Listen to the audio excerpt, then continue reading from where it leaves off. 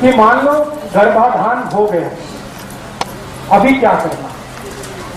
एक तो गर्भाधान के पहले के मैंने आपको कुछ नियोजन बताए सूक्ष्म रूप में, अभी गर्भाधान हुआ फिर क्या करना। तो उसके लिए भी सतत कुछ चीजों का ध्यान आपको रखना है। उनमें से पहली एक वस्तु, एक बात, एक माहिती जरूर याद रखनी है। गर्भाधान होने के बाद बहुत बहुत बहुत सावधानी से अपने जीवन को आगे बढ़ाना है।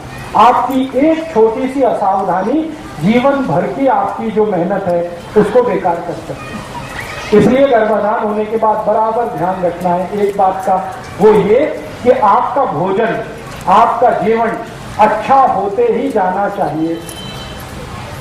गर्भाधान के पहले तो अच्छा है ही, होने के बाद तो और भी अच्छा होना है। तो अच्छा होने से मतलब क्या है?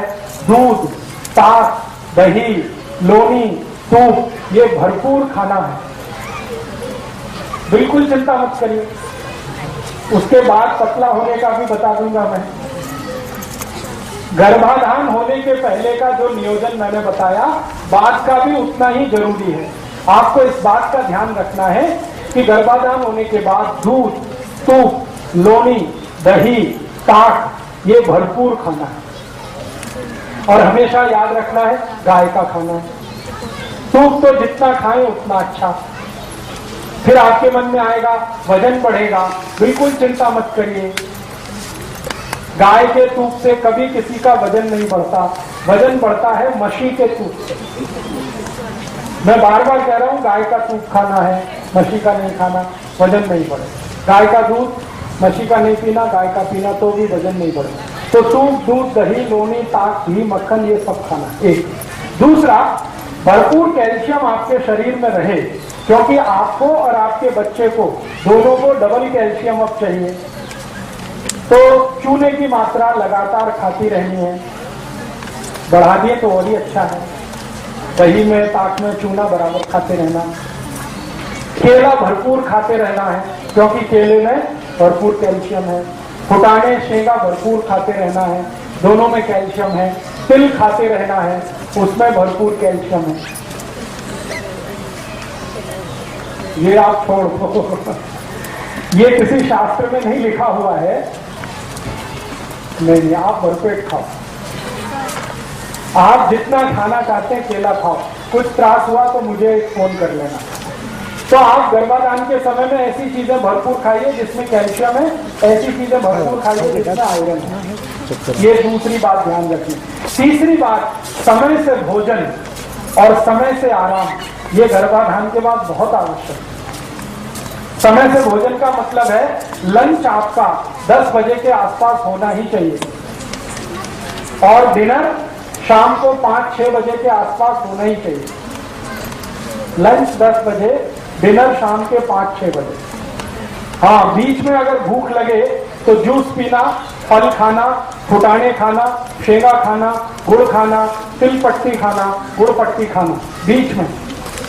और सुबह शाम भोजन भरते 9-10 बजे सुबह, 5-6 बजे शाम को। एक भोजन से दूसरे के बीच 8 तास का अंतर गर्भवती आई के लिए। और दूसरा एक ध्यान ये रखना है कि पहले महीने से 7वें महीने तक थोड़ा थोड़ा श्रम करते रहना। श्रम मैंने बताया, जाता चलाना एक है, सिलबट्टे पे चटनी करना एक है, कपड़े धोना एक है, झाड़ू पोछा करना एक है। ये काम अपने हाथों से ही करें तो अच्छा है, मशीन से ना करें। क्योंकि जितना आप कर लेंगे उतना डिलीवरी टाइम में आपको असुकून रहेगा, पेन कम होगा, तकलीफ कम होगी, त्रास कम होगा। ये एक ध्यान रखना है। और एक आखिरी ध्यान इस बात का रखना है कि पूरे पहले महीने से 8वें 9वें महीने तक, 9 महीने 9 दिवस 9 घंटे, एग्जैक्ट टाइम ये है, 9 महीने 9 दिवस 9 घंटे, ये गर्भाशय के पूरे होने का समय है। इतने दिन तक आई को, पत्नी को कुछ मानसिक त्रास नहीं होना, कैसा भी, किसी भी तरह का मानसिक त्रास नहीं होना, क्योंकि उसका सबसे ज्यादा दुष्परिणाम होता है वो संतान को होता है। आई को थोड़ा मानसिक त्रास संतान के ऊपर 10 फट बढ़ जाता है। आई को थोड़ा हलन चलन हुआ ना, संतान को 10 फट बढ़ जाएगा। तो आई को कुछ भी त्रास नहीं होना। अब इसकी जिम्मेदारी पूरे परिवार को लेनी है। पति को तो विशेष रूप से लेनी है, परिवार के दूसरे सदस्यों को उसकी जिम्मेदारी लेनी पड़ेगी कि आई के साथ ऐसा कुछ ना हो जो उसको मानसिक त्रास वाला हो। जैसे हर एक व्यक्ति को, स्त्री हो या पुरुष, कुछ चीजें पसंद हैं, कुछ नापसंद होता है ना, सबके जीवन में होता है। छोटे बच्चे को भी ये पसंद है, ये नापसंद है, ये पसंद है। तो आई को जो जो चीज नापसंद है वो उतने दिनों में नहीं होनी चाहिए घर में। अब उसकी एक सूची बना लो, ये चीज नापसंद है तो ना हो, क्योंकि नापसंद वाली चीज होगी तो मानसिक त्रास होगा और उसका दुष्परिणाम आई को जितना होगा उससे ज्यादा बच्चे को होगा। और बार बार मानसिक त्रास अगर बच्चे को आपने दिया तो वो बच्चा जब पैदा होकर आएगा तो जिंदगी भर आपको त्रास देगा। ये आप ध्यान रखें। मैं आपको बहुत गंभीर बात कह रहा हूं कि अगर आपने इसका ध्यान नहीं रखा, आई को मानसिक त्रास हुआ बार बार, तो बच्चा हो गया, फिर जब वो बड़ा हो जाएगा तो वो ऐसा मानसिक त्रास देगा कि जिंदगी भर आई और बाबा रोते रहते हैं। बहुत बार बच्चों को आपने देखा ना, आई बाबा को रुलाते हैं। ये वही बच्चे हैं जो गर्भ के समय अपनी आई के पेट में थे और आई को मानसिक त्रास हुआ, उससे ज्यादा बच्चे को हुआ, तो वो पूरा बदला निकालता है। तो आई वडील पूछते हैं, कौन सा हमने कुकर्म किया था जो ऐसा हमारा बेटा हुआ? तो मैं उनको याद दिलाता हूँ कि याद करो, तुमने गर्भाशय के समय जब ये था क्या क्या त्रास दिया था। तो उनको याद नहीं आता, फिर खोद खोद के याद दिलाते हैं तो फिर पता चलता। तो इस बात का आप हमेशा अपने जीवन में ध्यान रखें।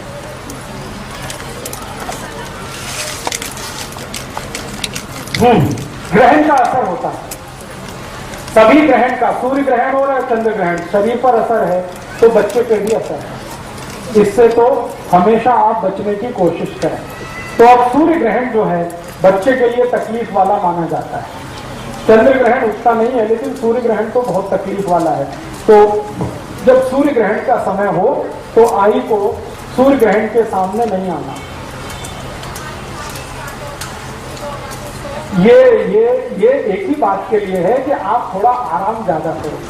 सूर्य ग्रहण वाले दिन पता है क्या होता है? ब्लड प्रेशर बढ़ा हुआ होता है, क्योंकि सूर्य के कारण। और ब्लड प्रेशर बढ़ा हुआ है तो एक ही बात है, शरीर को ज्यादा त्रास मत दो, शांत रहो, आराम करो। इसलिए कहा जाता है ये काटो मत, वो काटो मत, ये छेड़ो मत, वो छेड़ो मत। उसका आराम से संबंध है सीधा सीधा, क्योंकि सूर्य ग्रहण के समय में सबका बीपी बढ़ा हुआ है और आई जो गर्भावस्था में है उसका तो और भी ज्यादा बढ़ा हुआ है। एक तो बच्चे के कारण बीपी बढ़ा हुआ है, ऊपर से सूर्य का ताप है, फिर ग्रहण का है। इन 3 कारणों से बीपी बहुत बढ़ा हुआ है। इसलिए कहा जाता है कि थोड़ा शांति से रहो, आराम से।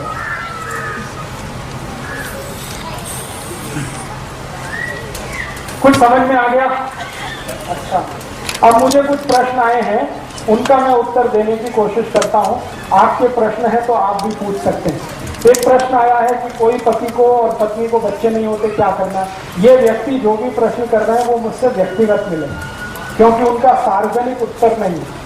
किसी का कोई तकलीफ है, किसी का कोई तकलीफ, किसी में पति को तकलीफ है, किसी में पत्नी को तकलीफ है। तो एक जर्नल उत्तर इसका मैं नहीं दे सकता, इसीलिए आप व्यक्तिगत रूप से मिले। नहीं तो मेरा नाम पता लिख लें, मुझे खत लिखें या ईमेल करें, विस्तार से आपकी माहिती मुझे दें, तो विस्तार से ही मैं समझ के कोई औषध बता सकता हूँ।